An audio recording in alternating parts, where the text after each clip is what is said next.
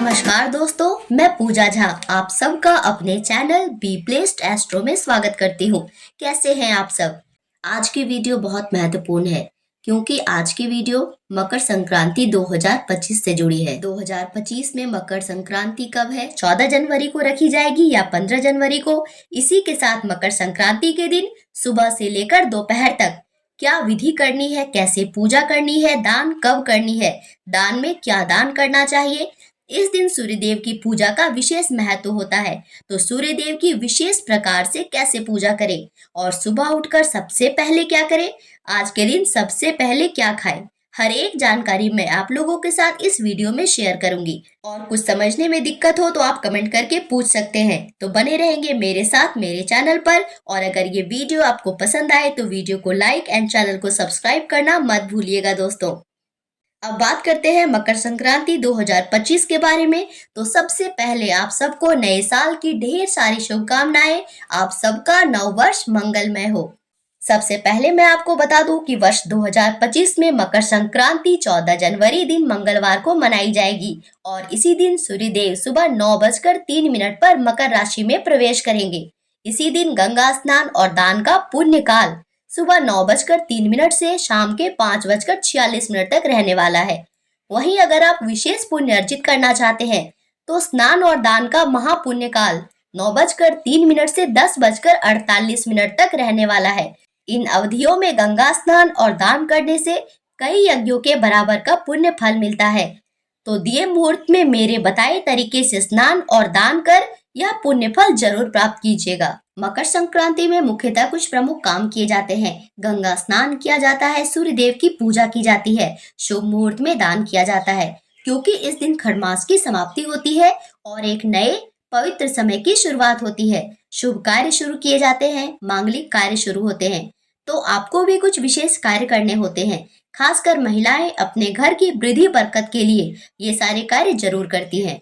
तो मकर संक्रांति के दिन आपको सुबह जल्दी उठना है और उठने के बाद घर की साफ सफाई कर लेनी है और अपने घर को शुद्ध करना है क्योंकि खरमास की उस दिन समाप्ति होती है। तो अपने घर को शुद्ध कर लिया जाता है। इसके लिए अगर आपके पास गंगा जल है तो आप गंगा जल को अपने घर में छिड़क कर शुद्ध कर सकते हैं, वरना शंख में भी जल भर कर इसको अपने घर में छिड़क कर अपने घर को शुद्ध कर सकते हैं। विशेष ध्यान रखिएगा कि अपने मुख्य दरवाजे पर या घर की जो चौखट होती है उस पे इसका छिड़काव जरूर हो।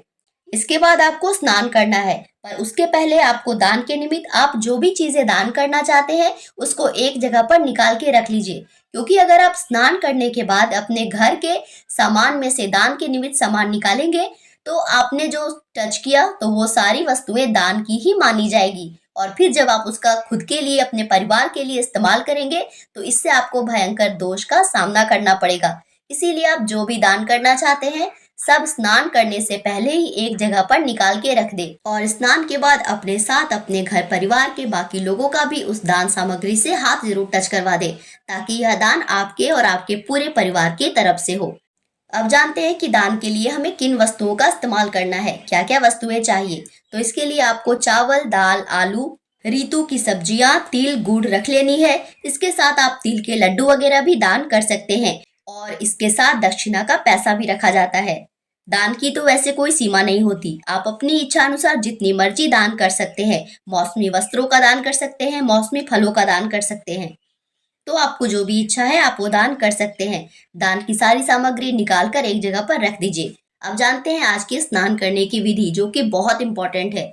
इसके लिए अगर आप आज के दिन घर पर स्नान करते हैं तो नहाने के जल में गंगा जल और काले तिल मिलाकर स्नान करना है। ये अनिवार्य है, मतलब सबको करना ही है। बच्चे, बूढ़े, महिलाएं जो भी आज के दिन स्नान करेंगे वे ऐसे ही स्नान करेंगे। और नहाते हुए क्या बोलना है? बोलना है जहाँ नहाए वहीं गंगे, हर हर गंगे। ऐसा बोलते हुए गंगा नदी का ध्यान करते हुए स्नान कर लेना है। और यदि आप किसी कारणवश स्वास्थ्य संबंधी समस्या की वजह से या किसी कारणवश स्नान नहीं कर पा रहे हैं तो आप जल में काले तिल मिलाकर उस जल से छिड़काव जरूर कर लेंगे, इससे भी आप शुद्ध हो जाएंगे। स्नान करने के बाद आपको कुछ विशेष काम करने हैं। जैसा कि मैंने पहले बताया था कि खरमास की समाप्ति हो रही है तो हमें भी शुद्ध होना होगा। इसके लिए महिलाएं अपने हाथों और पैरों में नील पेंट लगा लेंगे और पैरों में महावर लगा लेंगे। और पुरुष भाई अगर जनेऊ धारण करते हैं तो आज के दिन जनेऊ जरूर बदल लेंगे। नहाने के बाद नए जनेऊ पहनेंगे। और स्नान के बाद मंदिर की साफ सफाई के बाद मंदिर में एक शुद्ध घी का दिया जला देंगे और सूर्य देव को अर्घ देंगे। ये आज की मकर संक्रांति के दिन का महत्वपूर्ण कार्यों में से एक है। इसके लिए आपको तांबे का एक लोटा लेना है, उसको शुद्ध जल से भरना है, उसमें काले तिल, गुड़ और अक्षत डालने हैं और एक लाल फूल डालना है और इससे सूर्य भगवान को अर्घ देना है। कोशिश करें कि सूर्योदय के समय ही आज के दिन अर्घ दें। अगर आप पूरे वर्ष भी सूर्य भगवान की पूजा नहीं कर पाए हो, अर्घ ना दिए हो, तो भी अगर आप इस तरह से इस दिन सूर्य देव की पूजा करते हैं तो आपको वर्ष भर सूर्य देव की पूजा करने का पुण्य प्राप्त होता है। इस दिन सूर्य देव मकर राशि में गोचर करते हैं और सूर्य दक्षिणायन से उत्तरायण हो जाते हैं। इसीलिए मकर संक्रांति के दिन सूर्य देव की पूजा ओम घृणी सूर्याय नमः, ओम घृणी सूर्याय नमः इस मंत्र को बोलते हुए अर्घ देने से आपके जीवन में सूर्य सा तेज आएगा और मान सम्मान, धन, यश की प्राप्ति होगी।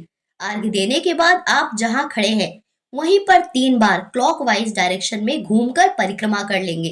तो इस तरह से आज के दिन की आपकी सूर्य पूजा कंप्लीट हुई। सूर्य देव की पूजा करने के बाद आपके घर के मंदिर में जितने भी देवी देवता हैं सबको तिल और गुड़ आज के दिन जरूर से जरूर भोग लगाना है। आप चाहें तो दही और चूड़ा का भी इसके साथ भोग लगा सकते हैं और अगर आपने तिल के लड्डू या लाई बना के रखे हैं तो आप उससे भी भोग लगा सकते हैं। और अगर आप आज के दिन किसी मंदिर वगैरह में पूजा करने जा पाए तो वहां भी अवश्य तिल गुड़ चढ़ा दें। अपने कुल देवी देवता को भी तिल गुड़ का भोग अवश्य चढ़ा दीजिएगा। जैसे मकर संक्रांति पे स्नान और दान का महत्व होता है, सूर्य पूजा का विशेष महत्व होता है, वैसे ही दीपदान का भी बहुत महत्व होता है। मकर संक्रांति पे 14 अंक का विशेष महत्व होता है। तो इस मकर संक्रांति आप 14 दीपदान अवश्य कीजिए। अगर आप पहले से करते आ रहे हैं तो और भी अच्छी बात है, और अगर आपने अभी तक ऐसा दीपदान नहीं किया है तो इस वर्ष 2025 में मकर संक्रांति के दिन 14 दियों का दान अवश्य कीजिए। दीपदान को महादान मानते हैं, इसीलिए मकर संक्रांति के दिन 14 दियों का दान अवश्य करना चाहिए। इसके लिए आपको 14 मिट्टी के दिए लेना है। अगर आपके पास मिट्टी के दिए उपलब्ध ना हो, आटे के भी दिए बना सकते हैं। इसमें आपको तिल के तेल या सरसों का तेल डालना है। अगर आप तिल का तेल डालेंगे तो ज्यादा अच्छा होगा, क्योंकि मकर संक्रांति पे तिल का विशेष महत्व होता है। इसके साथ आप 14 छोटी गोल वाली बाती का इस्तेमाल करेंगे और इन दियों में सफेद या काले तिल भर देंगे और इन दियों को आपको सुबह ही पूजा करने के बाद जलाना है और 14 जगह पे रख देनी है। सबसे पहले अपने घर के मंदिर में तुलसी माँ के सामने अपने घर के मुख्य दरवाजे के पास 2 दिए डालने हैं। ऐसे करके आप अलग अलग 14 जगह में 14 दिए रख सकते हैं। और अगर आपके पास कोई भी जगह ना हो तो आप इन 14 दियों को जला के अपने घर के मंदिर में ही छोड़ दीजिए। तो इस तरह से आप मकर संक्रांति पर दीपदान की सरल विधि करके बहुत सारे पुण्यों को अर्जित कर सकते हैं। अब जानते हैं कि मकर संक्रांति के दिन सबसे पहले हम लोगों को क्या खाना चाहिए, अपने मुंह में क्या सबसे पहले डालना चाहिए। आज के दिन घर के सभी सदस्य सबसे पहले तिल ही मुंह में डालेंगे। सबसे पहले तिल और गुड़ ही खाएंगे। इस दिन विशेषतः हर घरों में तिल के लड्डू बनाए जाते हैं और घर के सदस्य सबसे पहले तिल और गुड़ खाते हैं। हमारे घर में तिल गुड़ के साथ दही चूड़ा भी खाया जाता है और फिर खिचड़ी वगैरह खाई जाती है, पतंग उड़ाई जाती है। तो ये थी मेरे तरफ से मकर संक्रांति से जुड़ी जरूरी जानकारी। सनातन धर्म के हर व्रत त्योहारों की जानकारी समय से पहले पाने के लिए और हर व्रत या पूजा की सही विधि नियम जानने के लिए मेरे चैनल से जुड़े रहिए। Thank you so much for watching. See you in next video. Radhe Radhe.